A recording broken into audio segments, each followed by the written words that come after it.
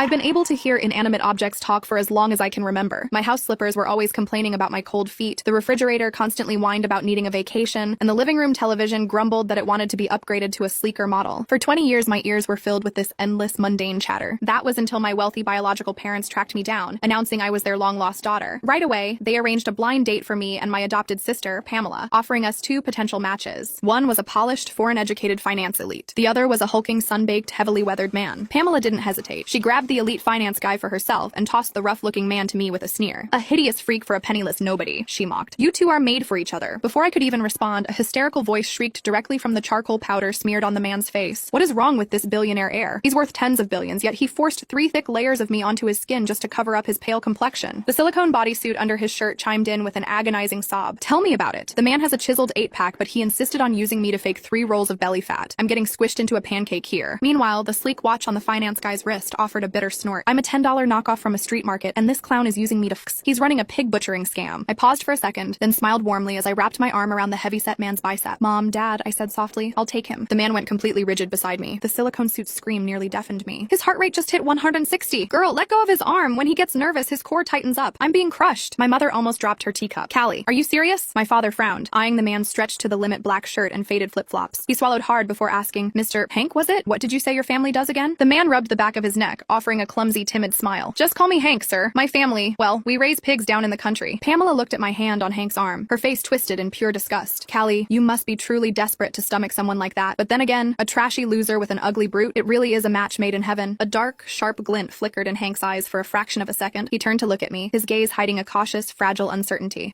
Miss Callie, I know I'm not much to look at. You really don't mind? I looked straight into his eyes, keeping my expression entirely sincere. I think you're incredible, I said softly. You're different from every other man I've met. You give off this quiet, distant vibe, a profound sort of loneliness. Hank's breathing hitched completely. He stared at me, his throat working through several heavy swallows before he managed a muffled response. You can take all the time you need to get to know me. Beneath the dark charcoal powder, the tips of his ears flushed a deep burning crimson. Keeping my gentle smile in place, I quietly celebrated inside. The relationship advice on social media really didn't lie. No man could resist that kind of emotional validation. Brandon, the finance elite, observed us with a look of utter perplexity. He leaned down toward Pamela's ear, whispering in a dramatic, gravelly tone, Is your sister into tragic fixer-uppers? Pamela flushed, covering her mouth as she giggled softly. She's just completely blind. A hideously fat pig farmer. Only someone like her would fall for that. Brandon stood up, cleared his throat, and elegantly buttoned his tailored suit jacket. Allow me to introduce myself properly, he announced smoothly. I hold a master's degree in financial engineering from Cambridge, returned home last year to launch my own firm, which pulled in over $15 million in revenue this past year alone. I've secured 3 properties in the city center and picked up a modest vehicle for daily commutes. With practiced subtlety, he adjusted his wrist, showing off his fake Patek Philippe, and tossed a Porsche key onto the marble coffee table. His eyes flicked toward me, waiting for an impression. I remained focused on Hank's flustered expression, holding back a smirk with great difficulty, because right at that moment, Brandon's watch was wildly venting in my ear. Look at this peacock strutting around. Who is he trying to fool? He was crammed into the subway doors 2 days ago. I literally watched him get stuck in the sliding doors for 30 seconds before he squeezed out. And to think a $10 cheap piece like me gets to pretend to be high luxury. What a joke. The Porsche key quietly chimed in with a verbal dagger. I've been rented out by 100 guys, but this one is easily the biggest poser of them all. Pamela didn't notice where Brandon's gaze had strayed. Her eyes sparkled with admiration as she cupped her cheeks. Brandon, you're amazing! So young and already running your own empire. My mother nodded approvingly. A truly accomplished young man. My father pondered for a moment before finally making the call. Since both of you girls have made your choices, spend some time getting to know them. Brandon chimed in immediately, offering a charming, polished smile. Don't worry, sir. I'll take wonderful care of Pamela. Coincidentally, there's an exclusive charity gala hosted by top industry leaders tomorrow night. I'd love to bring Pamela as my date. He paused, his eyes straying back toward me once more. Callie, would you like to join us? It would be a great opportunity for you to network. The cheap watch cut him off ruthlessly. Your invitation pass is literally a cropped, photoshopped screenshot. What are you taking her for? To stand by the velvet ropes and take photos for social media? Hank interrupted him with a booming, nervous tone as he looked at me. Miss Callie, I wanted to take you to see my farm tomorrow. Would that be okay? The charcoal powder whispered, whether it's a farm or a multi-billion-dollar industrial park, our boss will let her decide. My eyes lit up and I gripped his hand tightly. I'd love to. I'm definitely coming. Early the next morning, both Hank and Brandon arrived at the front gates at almost the exact same time. Pamela stood by Brandon's rented Porsche in a floor-length designer gown, radiating artificial glamour. I wore a pair of loose, practical canvas overalls. Stepping toward Hank's battered, rusted van, Pamela covered her mouth, making no effort to hide the sneer in her voice. Sister, everyone else is attending premier galas to build high-level connections, and here you are, insists on wallowing in the mud with a hideous butcher. Hank looked noticeably darker than he had yesterday, likely because he had applied an extra layer of charcoal powder. He rubbed his hands together awkwardly, looking fidgety. Callie, I use this van for hauling cargo. It might smell a little rough. Do you mind? Without a word, I pulled open the passenger door and hopped in. Let's go. Take me to the farm. The van chugged and sputtered its way toward the outer outskirts outskirts of the city. The moment we stepped out, the pungent scent of livestock filled the air. I walked into the barn without flinching. Hank followed closely behind me, offering a self-deprecating smile, but the silicone suit under his clothes couldn't keep quiet. Girl, don't just look at the livestock. Look at the commercial development behind it. That entire industrial zone. Every square inch belongs to him. Hank stared at the pens. His voice dipped in practiced insecurity. I've been working with livestock my whole life. I'm ugly and people always made fun of me. Growing up, whenever I went on blind dates, girls would take one look at me and run. He paused, looking at me with gentle confusion. You're so beautiful. I really can't figure out why you picked me. I didn't answer right away. Instead, I pointed toward a solid, well-fed hog in the corner. Can I have this one? Hank blinked in surprise. Sure, absolutely. Take 10 if you want. I rolled up my sleeves, pulled a sharp butcher's blade from the rack, and tested the weight in my hand. It's been a while since I did this. Let me show you what I can do. Hank panicked for a second, quickly calling over a couple of farmhands to help pin the animal down. With swift, practiced precision, I made the cut. Clean, efficient, and methodical. Half an hour later, I washed my hands clean and turned to offer a soft smile to a stunned Hank. Growing up, the annual harvest feast was what I looked forward to most, I said quietly. Freshly prepared roast was the ultimate comfort. I dried my hands on a towel. My adoptive parents were disabled. My mother had severe facial scars from an accident, and my father suffered from partial paralysis. Neither of them looked like the people in your family's glossy photo albums, but they always saved the best cuts of meat for me, and they never once made me feel lesser just because I was a girl. Hank crouched down, looking up at me without blinking. When I was brought back to this wealthy family, I continued, my voice steady and neutral, everyone looked polished and perfect, but my biological parents showed blatant favoritism. People whispered behind my back, and sometimes hands were raised against me. I met his gaze directly. So tell me, Hank, do looks really matter that much? I only care about what's genuine. Hank stood up abruptly, his posture shifting subtly as a cold, dark intensity flickered in his eyes. Who laid a hand on you? I pretended not to hear him, pulling up my phone to show him Pamela's latest social media post, a 9-photo grid featuring champagne pyramids, crystal chandeliers, and Brandon holding her waist. The caption read, "Some people are born for the penthouse, others belong in the gutter." See, I said quietly, they look effortless and refined. But to me, all of that isn't worth a real home-cooked meal. Hank's expression turned complex. You don't care for high society? Instead of answering, I offered him a small smile. Thank you, Hank. I had a really good time today. Honestly, I haven't felt this relaxed in a long time. At that exact moment, the charcoal powder on his cheeks practically shrieked, "Oh no, oh no! The boss is blushing. He's burning me up." Hank remained silent for the entire drive back. When we arrived at the gates of the Caldwell estate, we happened to run right into Pamela and Brandon returning from the gala. The moment Pamela saw me, she covered her nose and mouth, her face twisted in utter revulsion. Ugh, Callie, did you actually go out to a pigsty with that disgusting brute? That's revolting, she scoffed. I guess you really can't wash off the dirt. Go ahead, marry that hideous loser and spend the rest of your life in the mud. Even Brandon, who had been trying so hard to project a suave demeanor yesterday, pinched his nose in distaste. I heard his cheap watch wailing in despair. Guys, it's over. This scammer actually convinced her to buy him a $60,000 watch tomorrow. Am I getting thrown into the trash bin? I smiled faintly, looking at Pamela with a quiet, knowing look. Who's actually getting slaughtered here remains to be seen. Pamela and Brandon swept into a whirlwind romance over the next few weeks. She drained her personal savings to throw into Brandon's private investment fund, constantly pressuring our parents to jump in as well. My parents ended up committing over $7 million. To push his venture further, Pamela even organized an exclusive networking banquet, inviting high-net-worth individuals from across the city to invest in his firm. Meanwhile, Hank and I spent our days wandering through low-key local spots, grabbing street food, and occasionally visiting the farm. Life felt remarkably peaceful. On the night of the investment banquet, Pamela arrived on Brandon's arm, wearing an exquisite couture gown and radiating arrogance. Brandon took the stage with effortless composure, delivering a smooth pitch. Impressed by the Caldwell family's apparent backing, several prominent figures agreed to write checks on the spot. Hank and I found a quiet, out-of-the-way corner table and quietly enjoyed the spread. Halfway through the evening, Pamela marched over to our table and slammed a glass of red wine straight into my face. "Callie, do you have no sense of shame?" she hissed, her voice cutting through the ambient room noise. "Tonight is an elite capital gathering, a room most ordinary people couldn't buy their way into if they tried. How dare you bring a filthy, unrefined brute into a space like this?" The cold wine soaked through my dress, clinging heavily to my skin. Every eye in the room instantly snapped toward us. In a flash, Hank stepped directly in front of me, his eyes cold and menacing. "Apologize."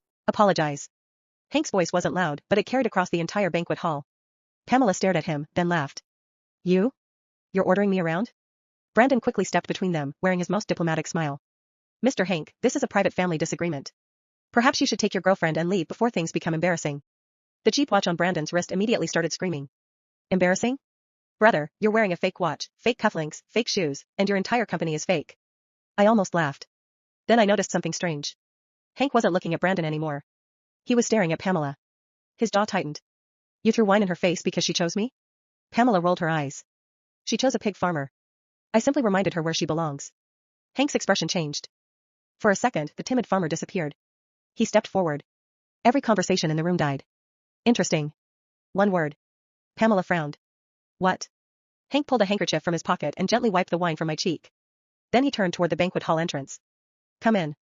The doors opened. 6 men in expensive suits walked inside. The charcoal powder on Hank's face began shrieking. "Oh, we're doing this now?" The silicone suit groaned. Please don't make me explode. The first man approached Hank and bowed deeply. Mr. Ashford, the board members have arrived. My smile froze. Ashford? I had heard that name before. Everyone had. The Ashford Group controlled shipping, agriculture, real estate, hotels, technology, and half a dozen investment companies. Their chairman was rumored to be one of the richest men in the country. Pamela's face slowly drained of color. Brandon looked confused. Mr. Ashford? The suited man glanced at him. Yes. Brandon swallowed. Then another executive stepped forward. Sir, the acquisition of the Caldwell family's remaining commercial properties has been approved. We only need your signature.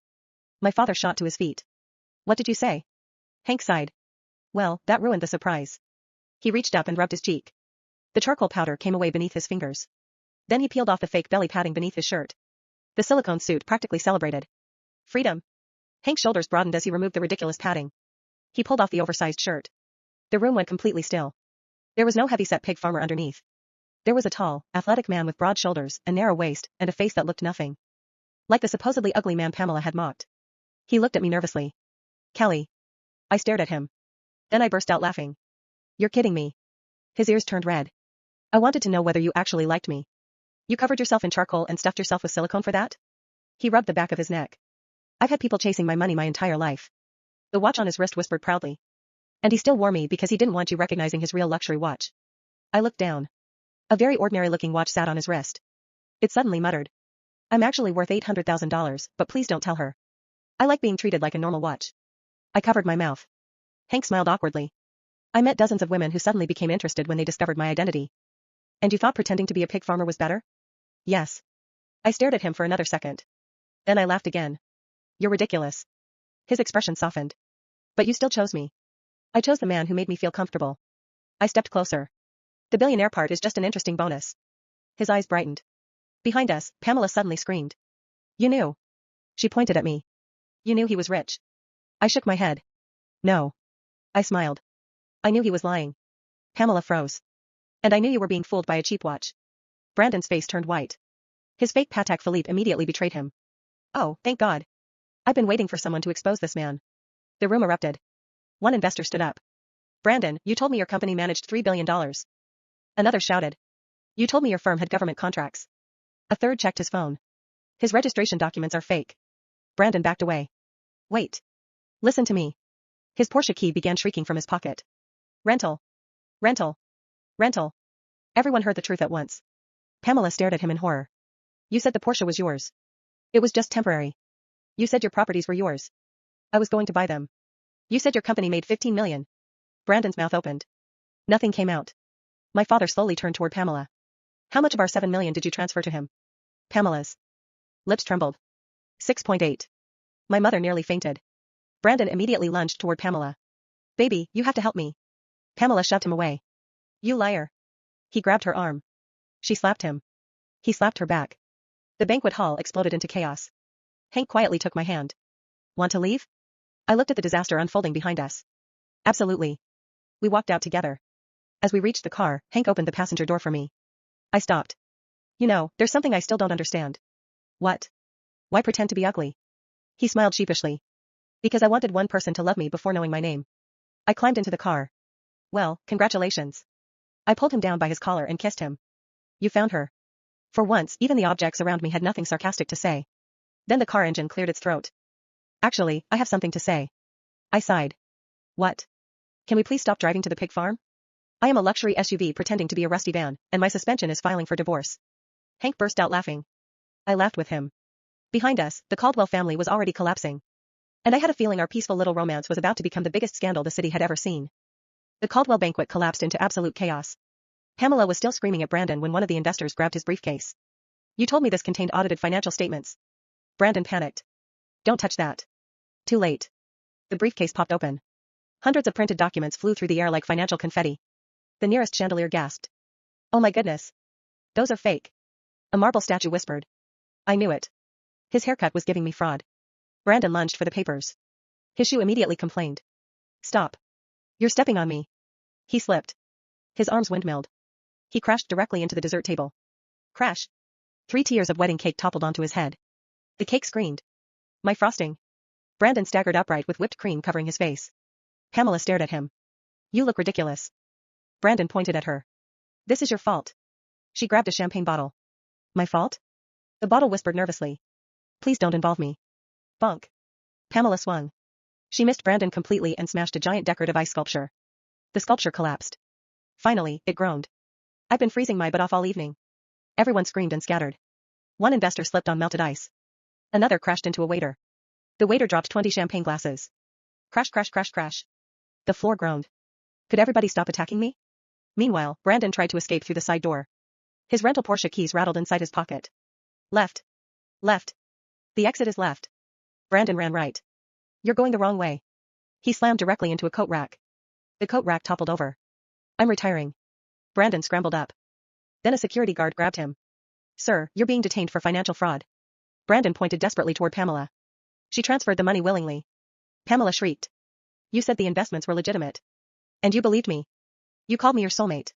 I was networking. The entire room gasped. Even the curtains whispered. That's the least romantic thing I've ever heard. Pamela charged at him. Brandon ran. She chased him around the banquet table. Get back here.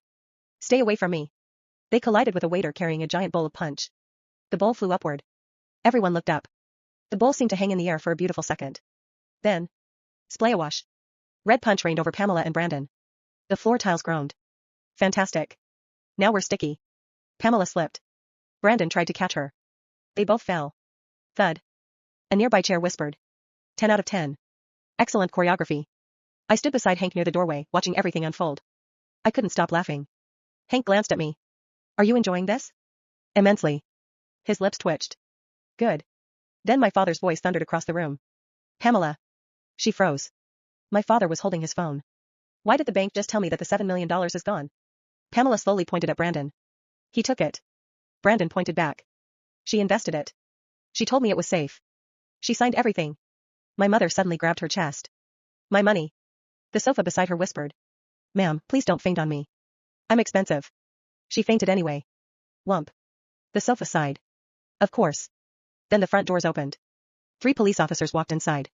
Behind them was a financial crimes investigator. Brandon Mercer? Brandon's face went pale. Yes? You're under arrest. He turned and sprinted. The nearest carpet whispered. Trip him. The chandelier replied. Absolutely. Brandon's shoe caught the edge of the carpet. Wham.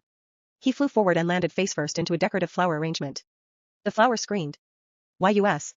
One rose landed on his forehead. The rose sighed. Honestly, this is humiliating for both of us. The officers dragged Brandon away. Pamela suddenly realized she was next. She backed toward the wall. I'm innocent. The wall whispered. She isn't. Pamela stared at it. What? Sorry. I've been holding that in for years. She screamed and ran. She made it 3 steps before slipping on the punch-covered floor. Whoop. She spun around twice and landed in a decorative fountain. Splash. The fountain gurgled angrily. Could someone please stop falling into me? Pamela emerged dripping wet. Her designer gown was ruined. Her makeup was streaming down her face. Her expensive hair extensions floated beside her like drowned seaweed. She looked toward me. You did this. I smiled. No. I glanced at Hank. She did. Hank nodded. Quite thoroughly. Pamela's eyes widened with rage. Then she noticed Hank's real face. Her jaw dropped. You. She stared at his expensive watch. Then his tailored shirt. Then the executive standing respectfully. Behind him. You're really an Ashford? Hank smiled. Yes. Pamela's mouth fell open. The fountain whispered. Her brain just disconnected. I laughed. Hank slipped his arm around my waist. And Callie is the woman I'm going to marry. Pamela screamed so loudly that the chandelier rattled. The chandelier muttered. Girl, please. I have crystals. My father looked at me. You're marrying him? I smiled. Eventually. Hank's ears immediately turned red. His watch whispered. He's blushing again. The silicone bodysuit, still sitting abandoned on a nearby chair, yelled. And I'm finally free. Everyone turned toward it. Hank closed his eyes. I forgot that was still there. I burst out laughing. The bodysuit gave one final dramatic sigh. 23 days trapped around his fake belly. Never again. Hank grabbed my hand. Let's go. We walked toward the exit. Behind us, the Caldwell estate continued descending into glorious disaster. The chandelier was complaining.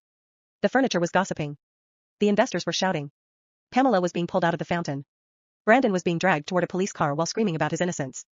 And somewhere behind me, the rented Porsche keys whispered. Can someone return me before my owner notices? I looked at Hank. He looked at me. We both started laughing. For 20 years, I thought hearing objects talk was a curse. That night, watching the Caldwell family destroy themselves while every object provided live commentary, I decided it was actually my favorite superpower. 6 months later, the Caldwell family name had become a running joke. Brandon was facing multiple fraud charges, and nearly every investor had sued him. The money he had stolen was being recovered piece by piece. Pamela's social media career ended even faster. Someone had leaked the footage from the banquet. Her dramatic fountain dive became a viral meme. The internet named it the billion-dollar splash. Pamela absolutely hated it. Her phone, unfortunately, loved discussing it. Every morning it complained. 3,000 new comments. Pamela screamed. Stop reading them. The phone replied. You're the one who keeps opening me. Meanwhile, my biological parents lost most of their fortune after creditors came after the assets they had used to guarantee Pamela's investments. Their once glamorous mansion became painfully quiet. The chandelier had the last word. Honestly, I preferred the chaos. My adoptive parents moved into a beautiful home Hank bought for them. He even installed an elevator for my father and redesigned the bathroom for my mother. My mother cried when she saw it. The bathroom mirror whispered. Please don't cry on me. I'm brand new. She laughed through her tears. For the first time, I saw my parents living comfortably without worrying about money. That mattered more to me than any inheritance. As for Hank and me, we got married a year later. He finally stopped disguising himself. Although he still occasionally wore ridiculous clothes whenever he wanted to escape the attention of strangers. At our wedding, he leaned toward me. Are you sure you don't regret marrying a pig farmer? I grinned. You're not a pig farmer. He smiled. You're right. From somewhere beneath the buffet table came a familiar voice. Technically, he owns 47 pig farms. I burst out laughing. Hank sighed. You still hear them? Every day. The wedding chairs immediately began arguing. I'm holding 30 people. Lucky you. I'm holding Aunt Meredith. She's been sitting on me for 2 hours. The wedding cake groaned. Could everyone stop touching me? The champagne glasses started gossiping. Did you see Pamela? She wasn't invited. Excellent decision. Then the doors opened. Pamela had apparently tried to sneak inside anyway. She wore sunglasses and a giant hat. The coat rack whispered. That's definitely her. The carpet replied. Should we trip her? I laughed so hard I nearly dropped my bouquet. Pamela turned around and fled. 3 seconds later. Thud. She had tripped over the garden hose. The hose whispered proudly. I've been waiting all year. Everyone at the wedding burst out laughing. Even Hank. He leaned toward me. Your objects are terrifying. I kissed his cheek. They have excellent judgment. That night, after the wedding, Hank and I stood together beneath the stars. He took my hand. Callie.